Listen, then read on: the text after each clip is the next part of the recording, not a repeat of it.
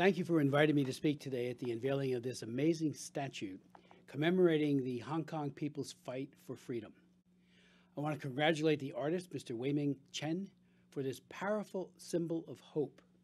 It reminds us that despite numbing setbacks and bitter disappointments, the heroic struggle in Hong Kong is ongoing and linked to the Chinese people's courageous struggle for democracy and human rights. I want to thank Jin, Alice Law, and other sponsoring organizations for commissioning this sculpture.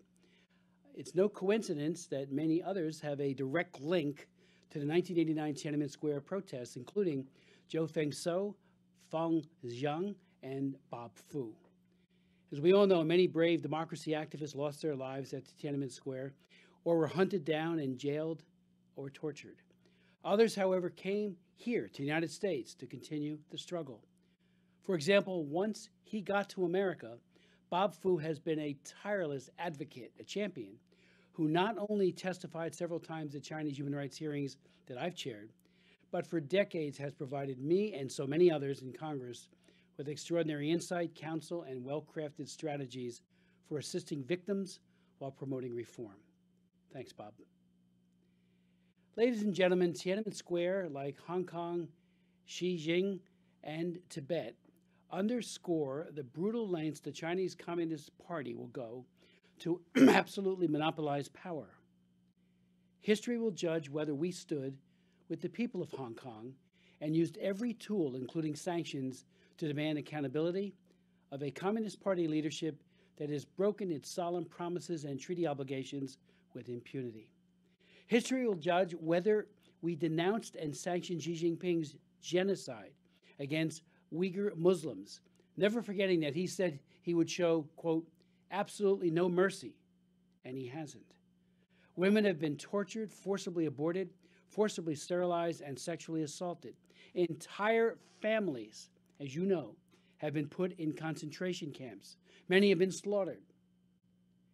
History will judge whether we stood in solidarity with oppressed Christians, Muslims, Falun Gong practitioners, and Tibetans, and in recent years against Sinization, Xi Jinping's policy of making all religious expression comport to communist thought or face serious consequences.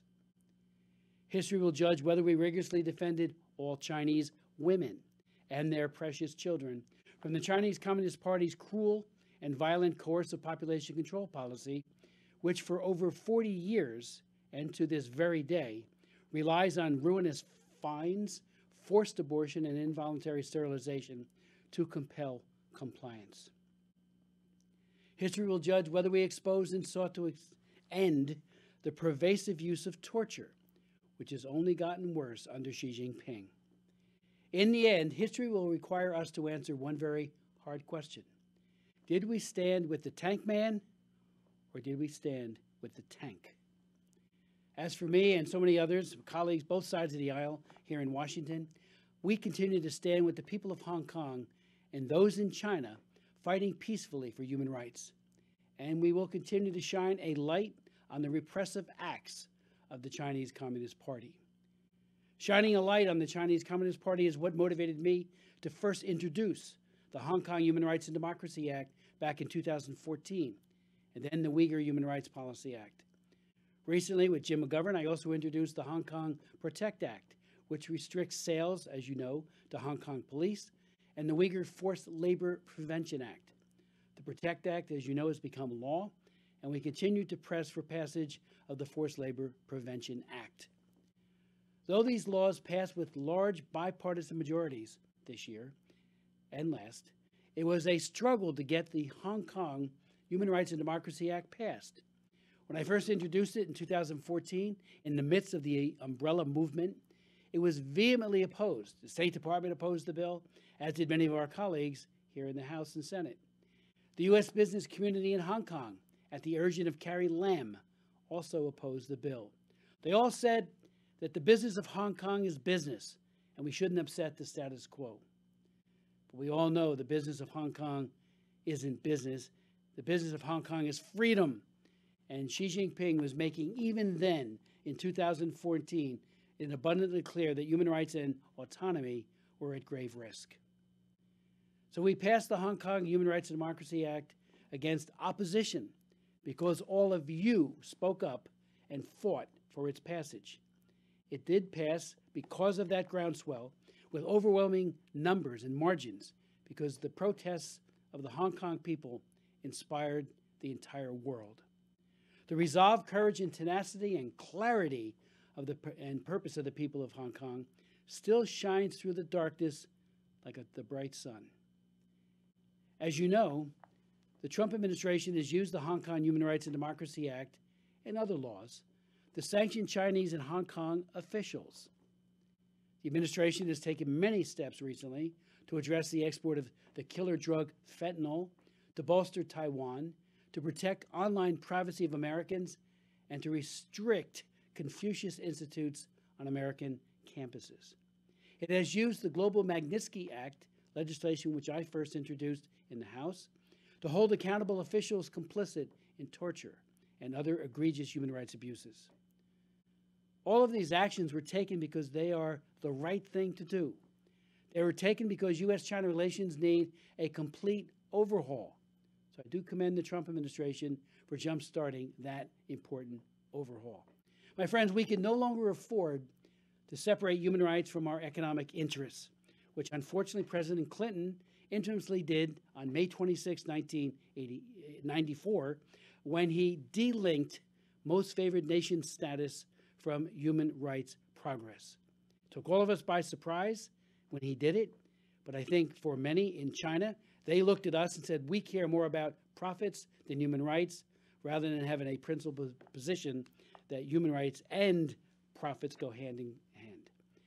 I believe the health of the U.S. economy and the environment, the safety of our food and drug supplies, the security of our investments and private information online, and the stability of the Pacific region will depend on China complying with international law, allowing the free flow of news, information, and developing an independent judiciary and civil society. That's the hope. That's the aspirations. And that's what all of us are fighting for. Human rights and the rule of law matter in U.S.-China relations. The U.S. and the international community cannot allow Beijing's domestic repression or its flaunting of international law and treaties to go unanswered. Unfortunately, none of these actions will ensure Hong Kong's autonomy in the short run.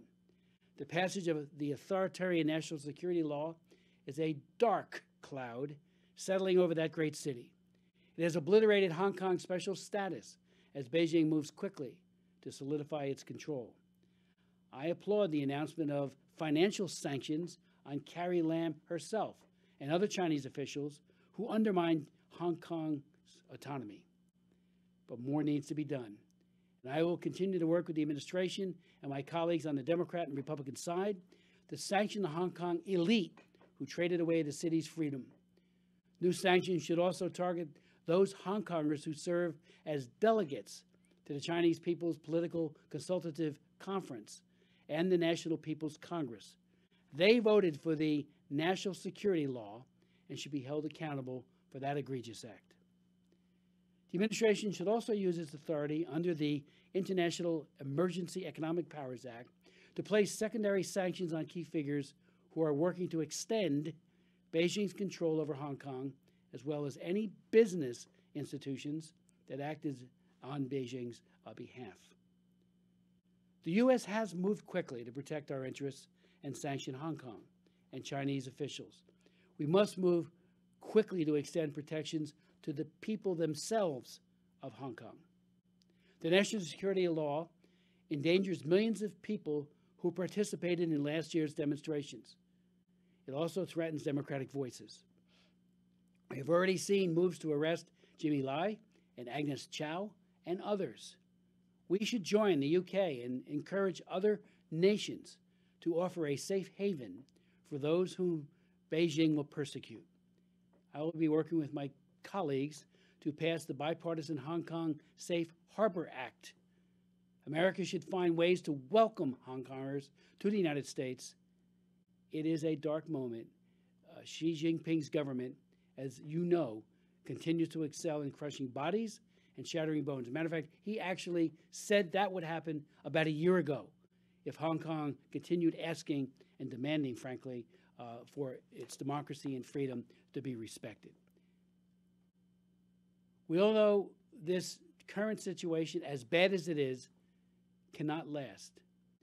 We know this because the people of China, from Tiananmen to Hong Kong, will always seek freedom and human rights.